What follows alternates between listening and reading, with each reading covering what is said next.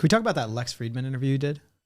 Sure. How was that? Like, did he just reach out via DM or something like that? Because I'm a huge Lex Friedman fan. And that, like I said before we started rolling. You should have worn your suit today. I should have worn my suit. Yeah, that was the first time I was actually exposed to you. And it was also, I think it might have been back to back or very close to when he posted one with Ben Shapiro, which I also really enjoyed. I watched both yours and Ben's, and I thought they were both really incredible, great perspectives.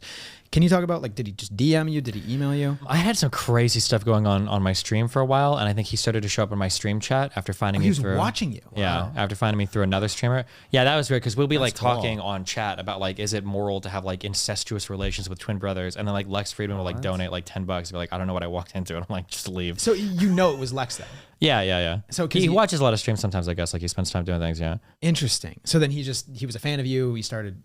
Originally he was a fan of another streamer that was like a mutual friend of ours, kind of, and then he found me through that streamer, and then he started watching me, and then he invited me out eventually. Yeah.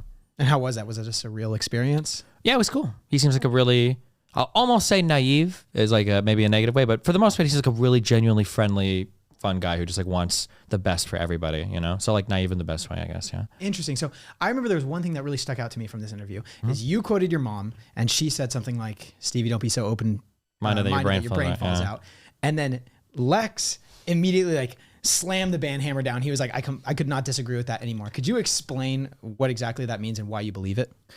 So, oh God, there's like a Socrates quote. I'm living in quotes right now where it's like, it takes the mind of an intelligent man to entertain an idea without accepting it or something. So something that I work really hard on in life is I like to be able to look at a lot of different perspectives without losing myself. And it seems like people typically go one of two ways. Either you're very open to everything, but then basically you repeat whatever the last thing was told to you. So like I would have a critique with Joe Rogan that I feel like he kind of does this, where anybody that comes on, he's kind of like, oh, okay, I see this is kind of cool, and it doesn't really challenge as much. Or you have people that are dogmatic and can't hear any other idea. Like everything else is stupid, wrong, dumb, and I'm not going to like even entertain the idea. Something I hope I can do, or that I like to be able to do, is I have an open enough mind that I'll entertain other people's ideas. I'll try to understand other people's perspectives, but I very firmly have like my own beliefs and thoughts that I believe in, and I'm not going to change my mind just because like this thing sounds interesting, I guess. So don't ever have your mind so open that your brain falls out. Just means don't let the last person that talked your ear off like convince you of like every single new thing that they decide to say, basically. What do you think about core principles and then allowing your core principles to be changed? Do you think that that's a good idea, or do you think that those core principles that you identify with are some of the most, I would say, distinctive features of who you are?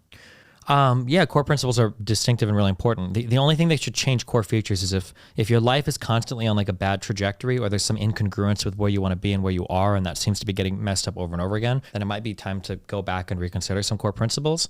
But yeah, that's going to be super individualized to the person and the event. But yeah, but I would say anytime you're having a lot of issues over and over and over and over and over again, and nothing seems to be working or changing, then it might be time to like go back to the drawing board and refigure like, okay, like something is wrong fundamentally. Like I need to figure out like what's going on. Yeah.